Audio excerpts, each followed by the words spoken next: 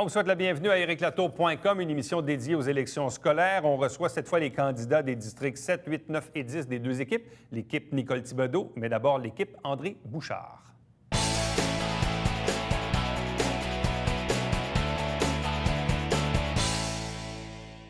Au cours des derniers jours, vous l'avez peut-être vu à notre antenne, on vous a présenté différents candidats aux élections scolaires. Vous savez qu'il y a deux équipes qui s'affrontent. Il y a également 3 candidats indépendants. Et nous allons recevoir également dans les prochains jours les 2 candidates au poste de présidente.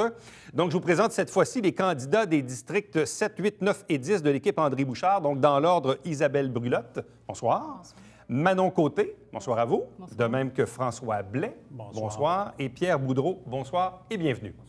Je vais poser un peu la même question que j'ai posée à vos collègues la semaine dernière, parce que, évidemment, le monde scolaire, les gens ne sont pas habitués d'avoir des élections scolaires. Ça fait 7 ans qu'il n'y en a pas eu. Deuxièmement, vous êtes passé de 21 à 10 districts. Le district numéro 7, c'est où?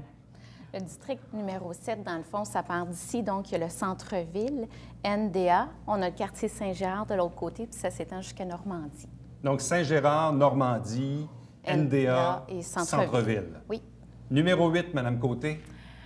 Moi, c'est du secteur Grand-Bernier, pas Grand-Bernier, excusez, rang Saint-André, le secteur Talon, l'île Sainte-Thérèse, avec une partie du secteur de l'hôpital jusqu'à la rue Pierre-Caisse. Ça veut dire que je suis du bord de l'eau jusqu'à l'autoroute 35. Donc, vous avez du Saint-Luc, du Normandie. Oui, c'est ça, Saint-Luc-Normandie, les deux. Monsieur Blais, numéro 9. Saint-Luc-Village jusqu'aux limites de Carignan, près des maisons usinées Rémiard, jusqu'à la rue Omer-Marcel, tout ce qui est à l'ouest de la 35. Et le numéro 10, M. Boudreau? Moi, j'ai une partie du secteur Saint-Lucien. J'ai NDL, l'Acadie et Saint-Jacques-le-Mineur. Donc, vos territoires ont agrandi de beaucoup. Oui. Madame Brulotte, donc, on sait que vous avez tenté l'expérience au municipal l'année dernière. Cette fois, vous tentez l'expérience au scolaire. Qu'est-ce qui vous motive à vouloir vous investir dans le monde des commissaires scolaires? Bien, moi, les enfants vont encore aujourd'hui dans les écoles de la circonscription auxquelles je me présente. Je faisais déjà partie des comités d'école. J'étais déjà très impliquée au niveau des organisations. Et je me suis dit, bien, pourquoi pas? C'est un défi duquel que je voudrais relever. Puis j'ai commencé aussi depuis quelques mois à organiser beaucoup d'activités familiales dans le centre-ville ou dans les quartiers environnants. Donc, c'est un défi que j'avais vraiment le goût de relever, là. Bon, et vous travaillez dans quel domaine? Moi, je travaille dans le milieu communautaire, donc je suis au Centre d'action bénévole depuis quelques années. Madame Côté, parlez-nous un peu de votre expérience. Parlez-nous de vous.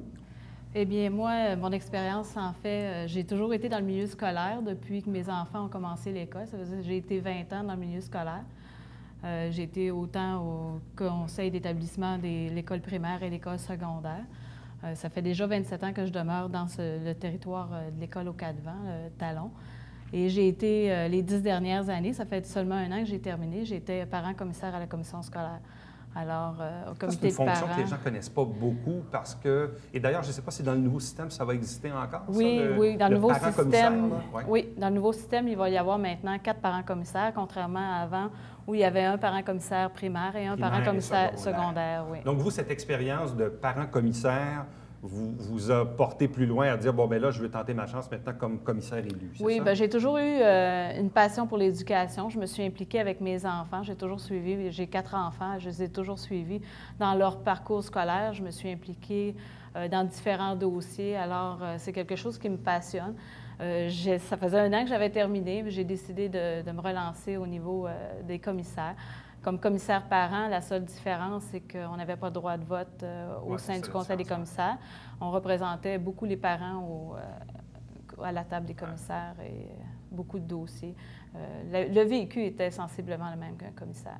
Et au niveau professionnel, dans quel domaine vous avez? J'ai toujours été dans le scolaire parce que j'ai consacré ma vie à mes enfants. Alors, je suis demeurée à la maison et j'ai décidé de m'impliquer à temps plein parce que c'était... j'ai fait des semaines de 40 heures là, dans le bénévolat, dans l'implication, autant au niveau de l'école, beaucoup de bénévolat au primaire et au secondaire. Alors, Monsieur Blais, ça fait combien d'années que vous êtes commissaire scolaire? Depuis 98. 98 à aujourd'hui, ça fait un bail? Oui, ça fait un bail. Travaillez fort.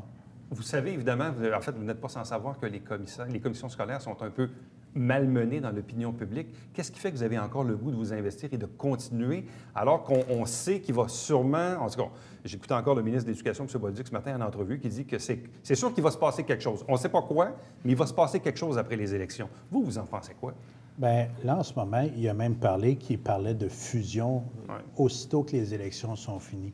Peu importe le résultat, là. Ouais. Peu importe le résultat, lui, c'est déjà écrit sur un projet de loi. Il attend que les élections soient terminées. Il va proposer la fusion de commissions scolaires.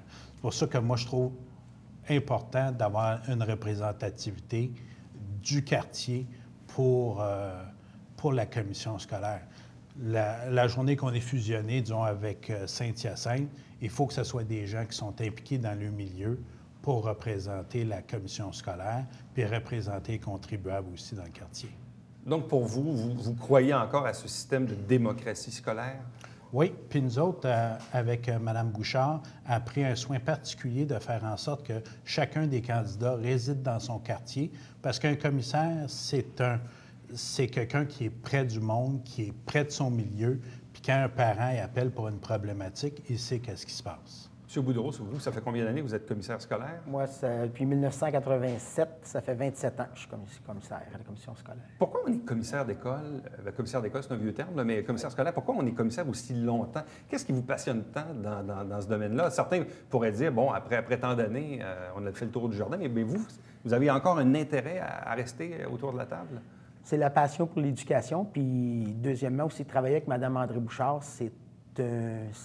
travailler avec André Bouchard, c'est un plaisir, c'est plaisant. Puis, moi, qu'on veuille abolir les commissions scolaires, c'est une chose, mais on est là pour rester parce que les commissions scolaires, nous, on est au service des directions d'école. Puis, nous, on donne les services aux directions d'école. La commission scolaire, nous autres, ce qu'on veut, c'est que notre directeur d'école soit un leader pédagogique pour qu'il lead son personnel puis qu'il fasse performer les élèves. Nous, la commission scolaire, on est là pour les soutenir, pour les problèmes, des situations de ressources humaines, de ressources matérielles. On est là pour ça, nous autres, pour supporter. Parce que nous autres, notre premier but, c'est que nos directions d'école soient des leaders pédagogiques. Et si vous étiez là en 87, donc c'est que vous avez vécu les anciens modèles ou les anciennes commissions scolaires? C'était avant les fusions? Moi, ça a été fusionné en 98. Moi, quand je suis arrivé en 87, ils venaient d'intégrer juste avant moi le primaire et le secondaire. Ça s'est fait juste avant moi, ça. Vous travaillez dans quel domaine? Moi, je travaille chez Thomas & Betts à Saint-Jean-sur-Richelieu. Bon, et vous, M. Blais? Chez Bell. À titre de? Je suis technicien en haute technologie depuis 28 ans. Bon, évidemment, M. Blais, M. Boudreau en ont parlé. Je vous pose un peu la même question, mesdames. Je vais vous poser la question également à vos adversaires tantôt. Pourquoi avoir choisi l'équipe d'André Bouchard? Moi, j'ai choisi l'équipe d'André Bouchard parce que toute l'équipe, c'est notre même priorité, c'est l'élève. Donc, toutes les décisions qu'on veut prendre, c'est mettre l'élève au cœur de leur priorité. Puis André ne fait pas sa campagne depuis septembre.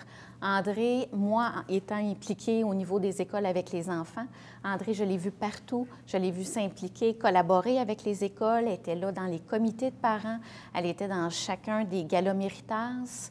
Mes enfants me parlaient de Mme Bouchard, qui est présidente de la commission scolaire. Moi, je trouve que c'est pas rien, parce que quand je voisine d'autres amis qui habitent dans d'autres villes, ils n'ont pas cette chance-là.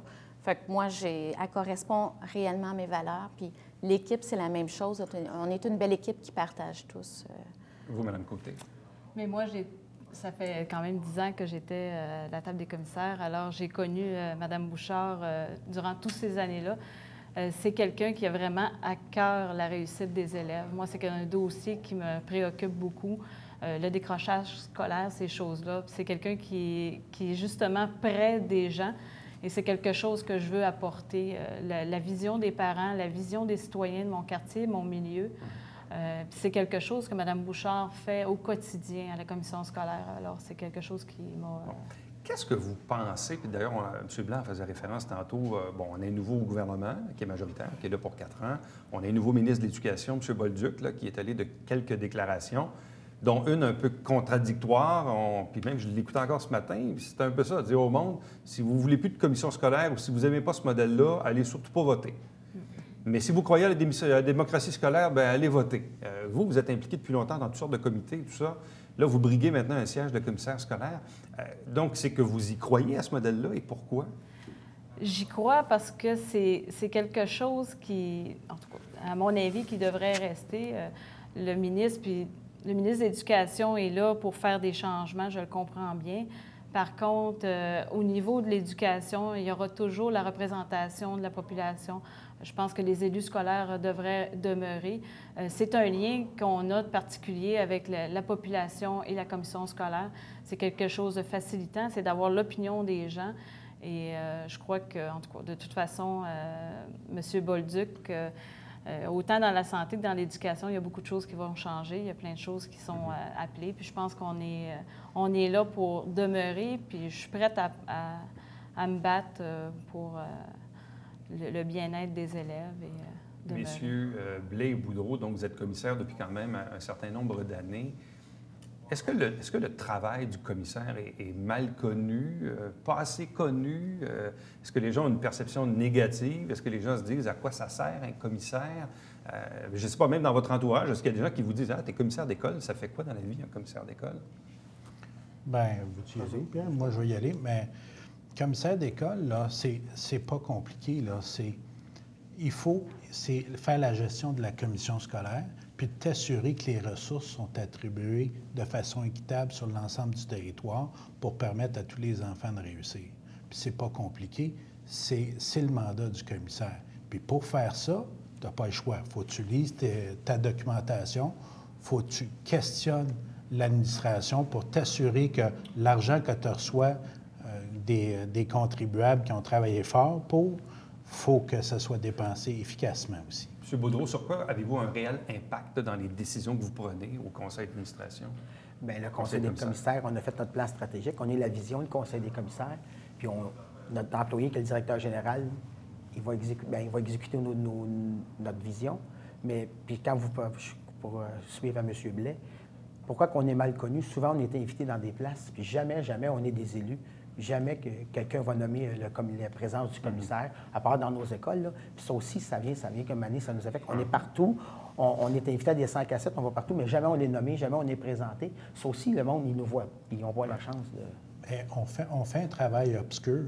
Tu sais, quand à la commission scolaire, ça fait 10 ans, est-ce que vous avez entendu des esclandres qui s'est passé à la commission scolaire? Il n'y en a pas eu. On travaille fort. On gère le budget de façon adéquate. On était à 3,7 %, une des meilleures commissions scolaires gérées au Québec. Fait qu'on travaille fort, puis on s'assure que... À vous quatre, merci beaucoup. Meilleure des chances. Merci. On invite les gens, bien sûr, donc à aller voter, soit par anticipation ou le jour du vote, bien sûr. Merci beaucoup. Restez avec nous, puisqu'au retour, on reçoit les adversaires de nos 4 personnes ici autour de la table, de l'autre équipe, celle de l'équipe Nicole Thibodeau.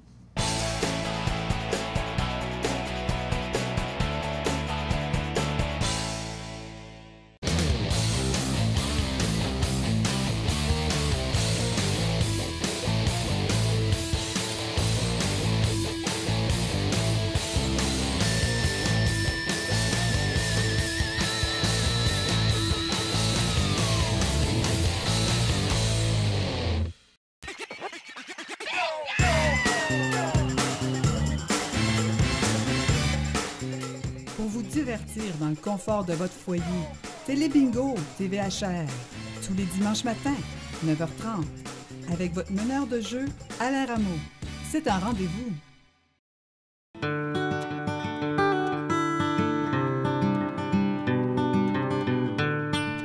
Coulisses Bêta, version 3.0, de retour cet automne.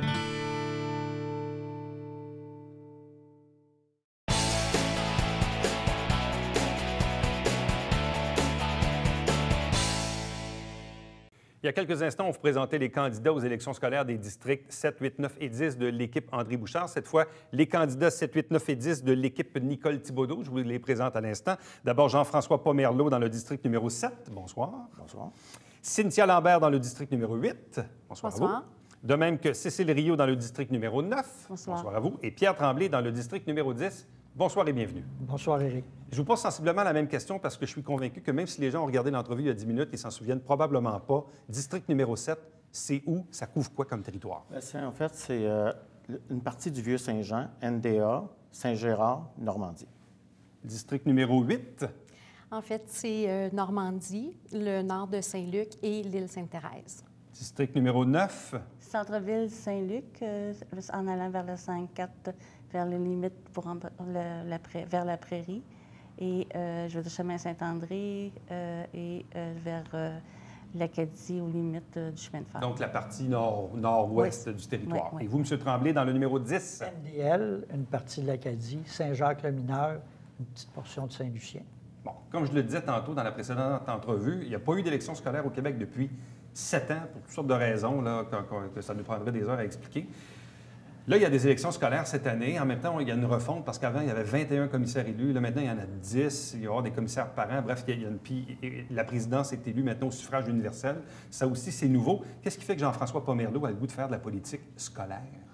Parce que les commissions scolaires ont besoin de renouveau. On doit... c'est un moment historique important au niveau des commissions scolaires. Ça doit bouger. Il va falloir revaloriser aussi ce concept-là. Ça n'a pas été assez discuté. Il y a des enjeux, les citoyens, quand on regarde, on fait nos porte-à-porte, au niveau des taxes, les gens sont désabusés.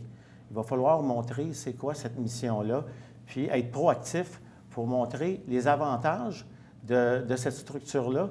C'est une structure très intéressante, mais qui doit être mieux canalisée dans son fonctionnement pour améliorer la communication pour nos jeunes au niveau de la réussite éducative, pour les parents et pour les citoyens. Vous travaillez dans quel domaine?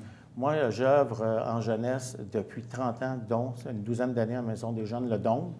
Et je suis impliqué énormément dans plusieurs tables de concertation. Ma vie, ça a été un peu la jeunesse. Et je suis très préoccupé par le cheminement des jeunes au niveau du décrochage scolaire. Je gère actuellement des projets de décrochage scolaire. Et puis, je vais vous dire qu'on a du résultat. Puis, c'est important. Chaque jeune doit avoir sa place dans la société au niveau scolaire. Madame Lambert, vous travaillez dans quel domaine? Je suis chef en réadaptation au service du Sud-Ouest et du renfort, donc avec la défense intellectuelle TED. J'ai travaillé longtemps aussi dans le milieu communautaire au niveau de la santé mentale, dont il y avait aussi un volet jeunesse. Bon, qu'est-ce qui fait que vous vous intéressez à la politique scolaire pour cette élection-là cette année? En fait, 2 volets. Premièrement, je suis maman moi-même d'un enfant qui fréquente une école primaire. Mon réseau est composé de parents qui fréquentent l'école, évidemment, d'enseignants aussi. Donc, je suis au cœur même des besoins et de la structure. L'autre volet, c'est plus un volet professionnel. Donc, je suis travailleuse sociale de formation. J'ai un baccalauréat en information et orientation professionnelle. Donc, très tôt, j'ai été interpellée par les trajectoires scolaires des jeunes. Et parallèlement à ça, à travers mes expériences professionnelles, j'ai pu développer des programmes, des activités qui s'adressaient aux jeunes au niveau des écoles. Donc, c'est vraiment pour ces intérêts-là, je me suis dit, bien, en fait, je me lance. Vous, Mme Rioux, quelle expérience avez-vous à offrir aux gens de votre district? Moi, je travaille comme conseillère en approche d'intervention pour le Centre local d'emploi du Haut-Richelieu et de Marieville. Pour moi, je veux dire, de me présenter comme commissaire, je veux dire, je travaille avec une clientèle adulte, une clientèle qu'on accompagne beaucoup dans des projets scolaires. C'est pas tous les gens qui retournent aux études qui ont eu des problématiques dans leur cheminement scolaire, mais plusieurs sont des décrocheurs scolaires. C'est des gens qui ont vécu un parcours beaucoup d'échecs, qui, lorsqu'ils décident de retourner aux études, je veux dire, pour eux, c'est vraiment un projet qui demande beaucoup de courage, de persévérance. Donc, pour moi, la persévérance et la réussite scolaire, je la vois à l'âge adulte, même si ils commencent à la vivre très, très tôt. Fait que pour moi, je suis à l'aube de la retraite, donc je vais avoir de la disponibilité, j'ai des compétences et je vais le faire en amont avec les jeunes pour aider leur parcours scolaire. M. Tremblay, d'où vient cet intérêt pour la politique scolaire? Comme vous le savez déjà, par d'autres entrevues, je suis un économiste. Alors, c'est évident, depuis 2 ans, un propriétaire aussi, quand j'ai ouvert mon compte de taxes, j'ai sursauté. Alors, ça a été démontré par des articles qui sont parus dans les journaux régionaux qu'on a eu 33 d'augmentation du niveau de taxation depuis 2 ans et qu'une hausse de 11 selon certaines autres sources, est annoncée pour les années qui viennent, 2015-2016. Alors, pour moi, c'était une raison suffisante pour m'impliquer en politique scolaire. Je suis quelqu'un qui n'aime pas chialer de nature. Quand je chiale et que je décide de prendre le bâton de pèlerin, je me lève et je pose des actions. Je suis né dans le milieu scolaire parce que je suis fils d'un enseignant qui a donné sa vie à l'enseignement et je suis petit-fils d'une enseignante aussi. Et j'ai moi-même, à l'Université de Montréal, été adjoint de l'économiste Pierre-Paul Proulx. Bon, M. Tremblay, évidemment, vous n'êtes pas sans savoir que les commissions scolaires, c'est une créature du gouvernement, très tributaire également de ce que le gouvernement décide d'en faire. Puis là, on l'a vu, là, il n'y a pas eu d'élection dans les 7 dernières années. C'est un dur coup pour la démocratie scolaire en même temps. Puis là, bien, comme on l'a dit dans les entrevues précédentes, là, les gens regardent l'actualité, puis on a un nouveau ministre, un nouveau gouvernement qui dit grosso modo au monde, si vous n'avez pas de modèle, allez pas voter, ça va juste nous donner une raison pour faire des modifications. Vous en pensez quoi? Jean-François l'a bien résumé, mais moi, j'ajouterais quelque chose. Si on coupe la commission scolaire, qui est un gouvernement régional, les écoles vont devoir de toute manière se regrouper, faire affaire avec le ministère.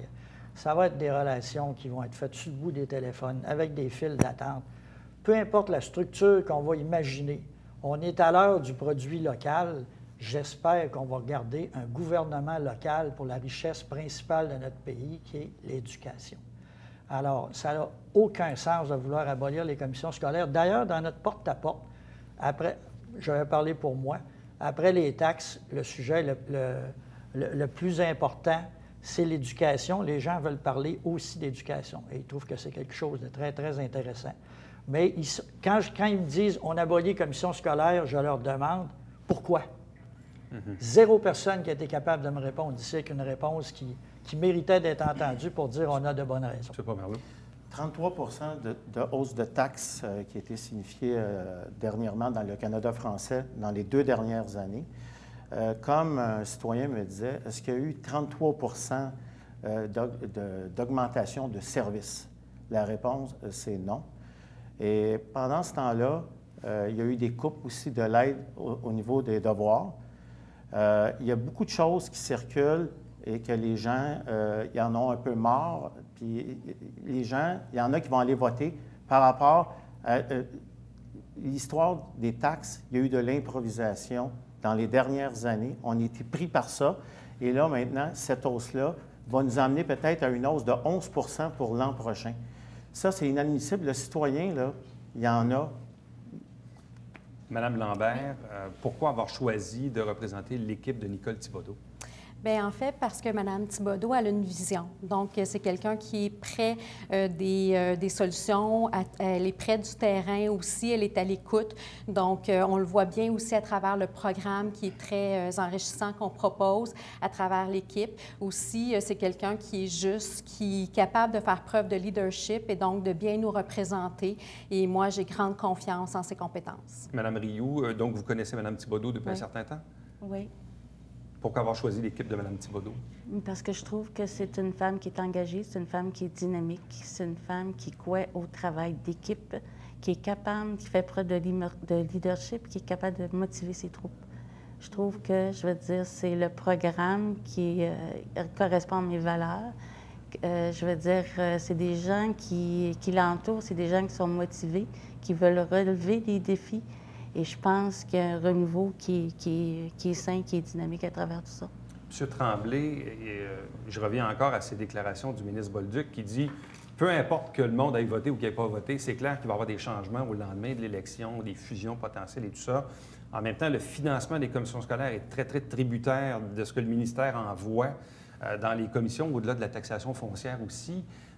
Comment peut-on s'assurer d'avoir un modèle efficient? Parce qu'on le sait, là, au lendemain des élections, peu importe le résultat, il va y avoir des changements dans la structure des commissions scolaires au Québec. Je ne peux pas me faire le porte-parole des intentions du ministre. Je pense qu'il lance des bulles depuis un petit bout. Donc, je ne suis pas sûr lui-même qu'il y a un projet concret et précis. Je pense simplement qu'après 20 ans où les commissaires ont été élus par acclamation dans 95 des cas, ça fait du bien de savoir qu'on va être 53-54 si les chiffres me donnent raison, au Québec, qui font partie d'une élection pour être commissaire scolaire et qui est contestée. Ça ne peut que servir la démocratie. C'est pourquoi aujourd'hui, on a 2 équipes qui sont sur le tableau. Il y en a une qui va avoir une meilleure gestion des taxes, il y en a d'autres qui ont d'autres projets. Moi, je respecte tout ça. Mais encore une fois, je repose la question, abolir les commissions scolaires, qu'est-ce que vous allez mettre à la place? Où va s'en aller le transport scolaire? Qui va gérer les édifices? Comment tous ces gens-là qui travaillent avec beaucoup d'amour... J'étais hier à une réunion d'un comité d'établissement à l'Acadie, Napoléon Bourassa. J'en reviens pas. Les gens mettent 3 heures de leur temps en plein lundi soir avec du cœur, puis ils sont en train de discuter de budget. Ces gens-là ont besoin d'être regroupés et d'être représentés. Sinon, s'ils vont directement avec le ministère de l'Éducation, ils n'en sortiront pas. Donc, vous avez vraiment l'impression de pouvoir faire une différence? Bien, la différence, c'est de aussi se concentrer sur la réussite de nos élèves sur les cohortes de 7 ans.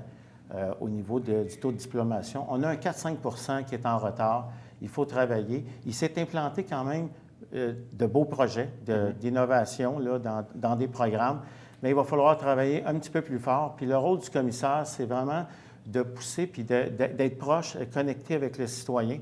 Les gens, ils sont un peu perdus dans la structure au niveau des communications. Récemment, on vient d'adopter une planification stratégique qui dit qu'on va travailler avec son milieu. Et malheureusement, il y a eu un groupe, à un moment donné, de l'extérieur, pendant qu'on avait un groupe d'ici qui excellait. Il faut éviter ces incohérences-là pour le futur. À vous 4, merci beaucoup. Meilleure des chances. Merci. Restez avec nous, puisque, en fait, à la prochaine émission, vous savez que là, dans les dernières émissions, on vous a présenté les 10 candidats des 2 équipes en place. Également, dans quelques jours, on va recevoir les 2 candidates au poste de présidente. Il y a également 3 candidats indépendants à cette élection scolaire. On va les recevoir dans le cadre de notre prochaine émission. Merci beaucoup d'avoir été là. Merci. Au retour, le Babillard quotidien.